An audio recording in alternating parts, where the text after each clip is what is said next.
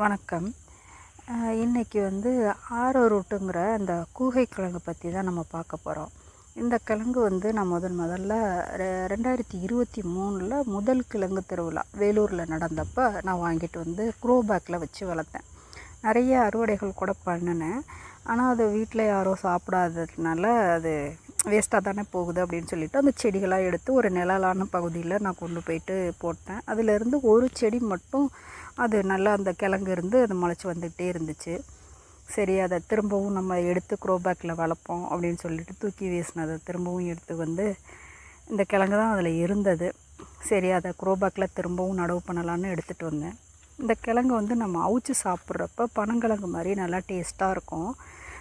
அப்படி இல்லை அப்படின்னா அதை காய வச்சு பவுட்ரு பண்ணி நம்ம வச்சுக்கிட்டோம் அப்படின்னா குழந்தைகளுக்கு வயிற்றுப்போக்கு ஏற்படுறப்போ நம்ம கஞ்சி மாதிரி அதை காய்ச்சி கொடுக்குறப்போ வயிற்றுப்போக்கெல்லாம் சரியாகும் அப்படின்னு சொல்கிறாங்க. நம்ம கூட அது மாதிரி கஞ்சி மாதிரி செஞ்சு சாப்பிட்டுக்கலாம். இப்போ அந்த செடியை திரும்பவும் க்ரோ பேக்கில் நடவு பண்ணியாச்சு. நடவு பண்ணி திரும்பவும் அதிலிருந்து கிழங்குகளை நிறைய எடுக்கணும் அப்படின்னு நினச்சிட்டு க்ரோ பேக்கில் வச்சேன்.